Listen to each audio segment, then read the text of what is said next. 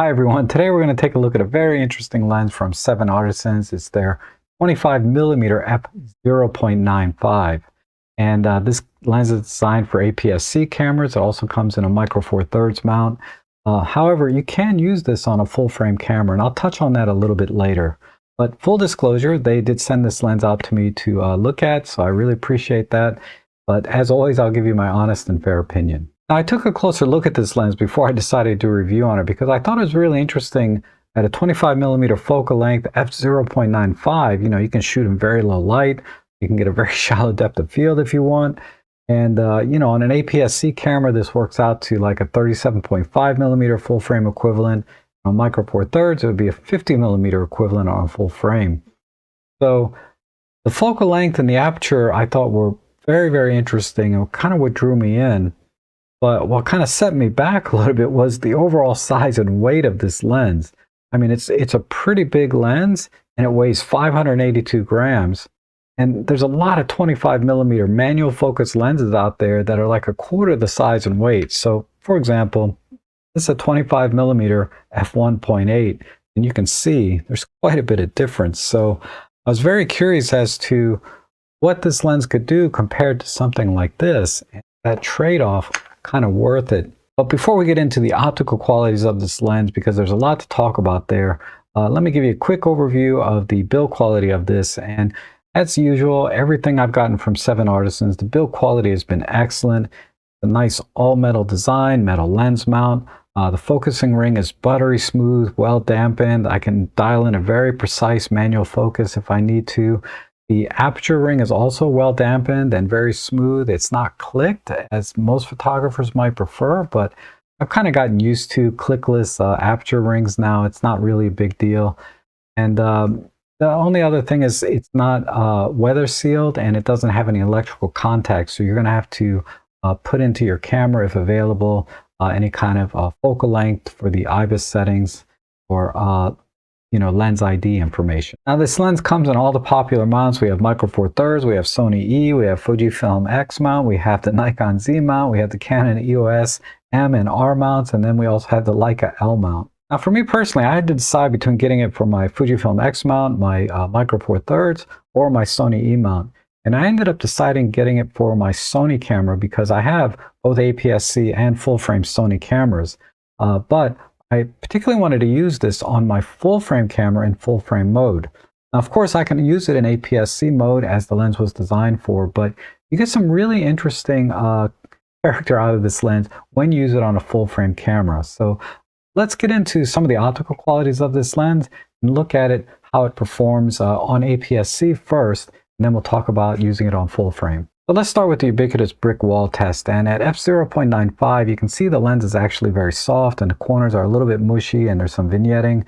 And then stopping it down to 1.4 and f2, things start to sharpen up for a lot of the frame, but the corners are still a little rough, but the vignetting is starting to dissipate. And then by f4, f5.6, this lens is about as sharp as it's going to get, all the way up to about f11, where the corners now are actually pretty sharp. And then at f16, it gets a little softer again due to diffraction.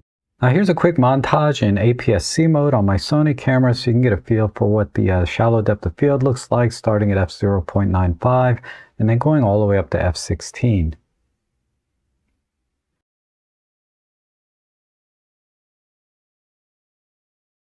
Now this lens does exhibit some minor barrel distortion. Because there's no electrical contacts, you'll have to fix this in post-processing if you want to, which is easy enough to do, just like any kind of minor vignetting and chromatic aberrations that we'll see.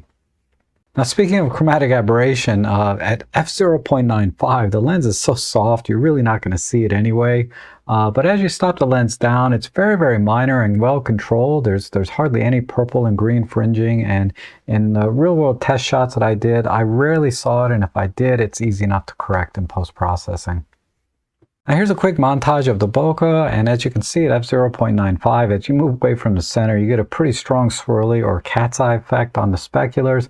But as you stop the lens down, those round out pretty nicely, I think due to the 13 aperture blades of this lens. Now when it comes to the ghosting and flaring on this lens, at f0.95 there is a ton of ghosting and softness, of course, but the flaring is actually not as bad as you might think. It's really only when the sun or point of light comes into the lens at a certain angle, you get flaring that kind of looks like this in these shots here.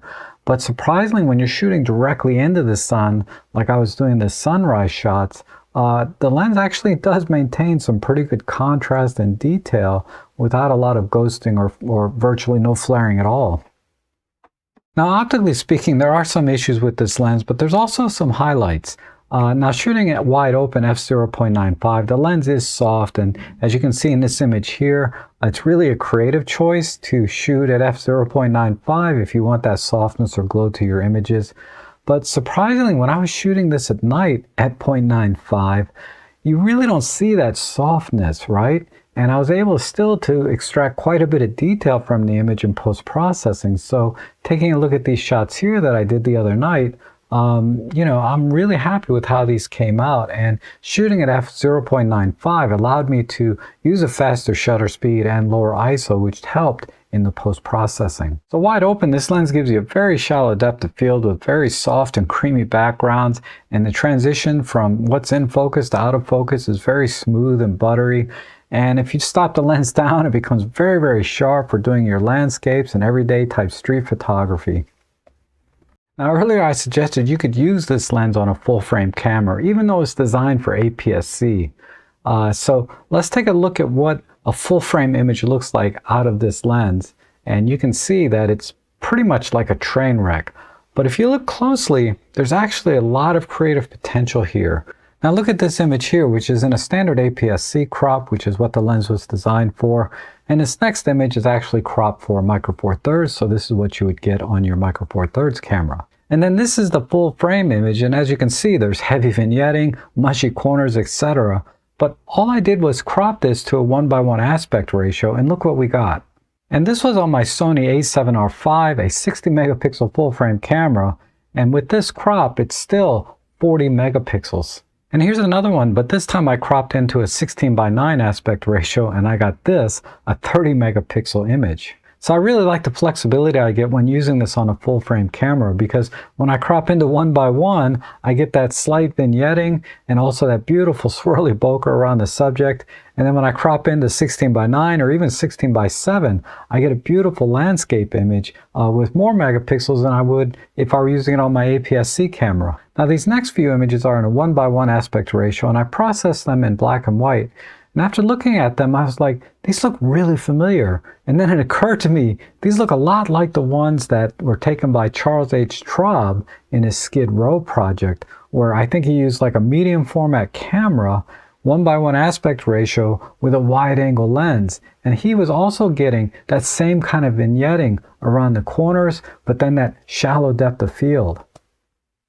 So I think you get the idea. I'm only kind of scratching the surface of the creative choices you can make when you use this lens on a full frame camera. Now that said, would I recommend this lens? I think for definitely full frame and APS-C cameras, this lens is a very, very competitive choice. Optically, it's very similar to other lenses on the market that are 25mm 0.95, save for the Laowa Argus 25mm 0.95 APO lens, which costs I think about twice as much as this one, but it is optically superior in every way. It's pretty sharp from wide open all the way to the f11 before diffraction sets in. So if you're willing to spend a little more money and you want that 0.95 aperture, I think the Laowa Argus 25mm 0.95 would be a better choice. But for everything else, this is a very, very good lens. Now, for micro four thirds, I would not recommend this lens, primarily for the size and weight. I just don't think a 25mm lens should weigh more than the camera.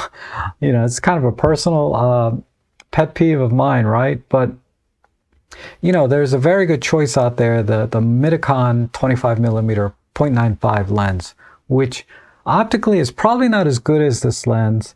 But, the compromise is you get a much smaller size and weight, about a quarter of the size and weight. Now it does cost about $50 more than this lens, so you do pay a little more, but you gain a lot in terms of usability.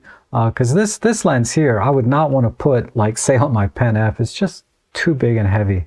But anyhow, that's all I have for today. I hope you enjoyed this review. If you found it helpful, consider buying me a coffee or making a small donation in the links below to help me continue making videos like this for you. And I'll also have my affiliate links down below, which also help support the channel with qualified purchases. Thank you so much for watching, and I hope to see you again soon.